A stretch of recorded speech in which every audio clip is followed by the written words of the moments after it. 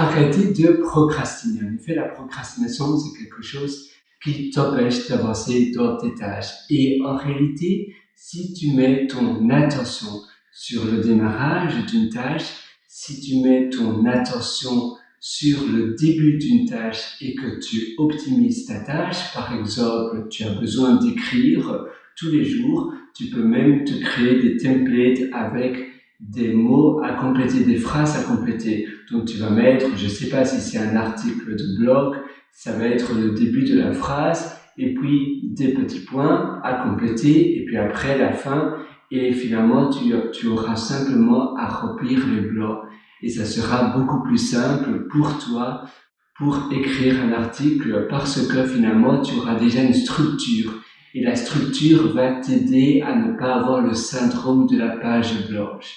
Et si tu mets ton attention sur le début et sur la fin de la tâche, tu te dis voilà, maintenant je démarre et une fois que j'aurai terminé d'écrire, je sais pas, un article, de faire une vidéo, de faire un logiciel, de faire A, B ou C, après, la sensation que j'aurai, je serai super fier de moi, je serai vraiment content de moi et ça c'est le principal. Mais si à la place tu mets ton attention et tu te focalises sur le milieu de la tâche, sur le process, ça va être beaucoup plus dur. D'ailleurs, je t'avais concocté des notes parce qu'en effet, si tu te focalises sur le process, sur tout ce qu'il y a à faire, tu vas jamais faire la tâche, tu vas penser que c'est beaucoup plus dur que la réalité. En réalité, le fait de faire une tâche, c'est simplement d'agir, d'aller à l'exécution de la tâche. Et c'est pour cette raison qu'en réalité, pour éviter de procrastiner, tu dois arrêter de porter ton attention sur la procédure de la tâche, sur la difficulté de la tâche. Non, tu dois simplement porter ton attention sur le début de la tâche, sur la tâche globale, et ainsi de ne plus voir la taille, la gigantesquité, la grandeur de la taille de la tâche. Parce que si tu agis, si tu fais la tâche, eh bien à un moment donné, elle sera faite. Parfois on procrastine, on traîne sur notre téléphone pendant 1 heure, 2 heures, 3 heures. Et en réalité, certainement, cette tâche-là aurait pu être réalisée en 1 heure, 2 heures, 3 heures. Ou bien tu peux aussi couper la tâche en petites parties durant ta journée ou bien durant ta semaine. Tous les matins, tu vas faire 10 minutes de la tâche. Et bien, après une semaine, tu auras fait 1 heure et 10 minutes, 70 minutes de la tâche. Ce qui est finalement énorme, ça représente certainement une belle partie d'une tâche que tu aurais pu faire très facilement.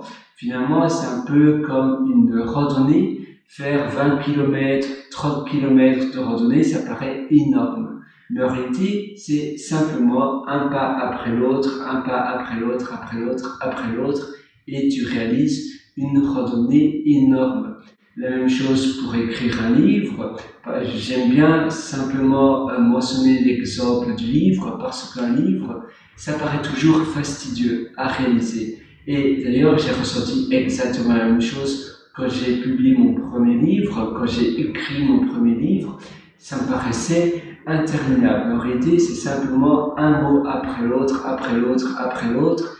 Et finalement, l'addition, l'accumulation de mots représente un livre. L'accumulation de phrases, eh bien, va te donner un livre tout entier.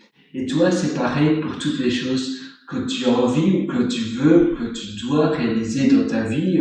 C'est simplement l'accumulation de choses. Et si tu agis, si tu passes directement à l'action au lieu d'hésiter et de traîner avant le démarrage d'une tâche, tu pourras réaliser beaucoup plus. Parce que la vie est finalement trop courte pour traîner et pour pas trop savoir quoi faire. Il faut simplement agir. J'utilise aussi le principe du timeboxing. Je me mets par exemple un chronomètre de 10 minutes avant de faire une tâche. Je me dis voilà, j'ai 10 minutes pour me faire un café, pour me brosser les dents et pour me préparer pour faire la tâche que je dois faire. pour faire une mission de freelance, de programmation, de logiciel ou autre, ou bien pour faire une vidéo, comme la vidéo que je fais maintenant. Bon, cette vidéo-ci est assez courte, mais c'est souvent pour les longues formations. Bon, parfois, évidemment, je coupe les formations en petits modules, mais parfois, je fais une formation d'une traite et je me mets un chronomètre de 10 minutes, par exemple, pour me préparer à faire la tâche. Et puis après, une fois que ce chronomètre sonne, eh bien, je m'y mets et je me lance. Voilà, tu vois, tu peux aussi faire cela. Finalement, le principe du chronomètre, c'est très utile parce que ça te permet un peu, c'est un peu comme un retortiteur, un trigger qui te dit, voilà, j'ai 10 minutes et une fois que ça sonne, j'y vais, je lance et je me lance et je vais dans la formation, je fais la chose que je dois faire. J'ai 10 minutes simplement comme préparation. Oui, c'est un retardateur, c'est pas vraiment le bon mot retardateur, mais c'est un trigger. Voilà, donc je te conseille de faire cela. Si tu veux aller encore beaucoup plus loin, je peux te prendre par la main et tu peux aller sur mon site pierrewriter.com, pierrewriter.com, où tu trouveras plein d'autres articles et plein d'autres contenus pour aller très loin dans ta vie. D'ailleurs, il y a un atelier dont je suis assez fier. C'est si tu as vraiment l'envie et que tu es vraiment prêt à investir 20 à 30 minutes dans tes journées, prends Belle Vie. Alors cette formation sera faite pour toi et dans cette formation, eh bien, on va parler de A à Z de l'organisation de ta journée, de comment ne plus procrastiner, de comment débroussailler l'entièreté de ton intérieur, être minimaliste et pourquoi être minimaliste aussi aide dans le passage à l'action et dans l'accomplissement de choses. À très bientôt. Et sinon, si tu ne prends pas cette formation, eh bien, à une prochaine dans mes petites sessions. Ciao.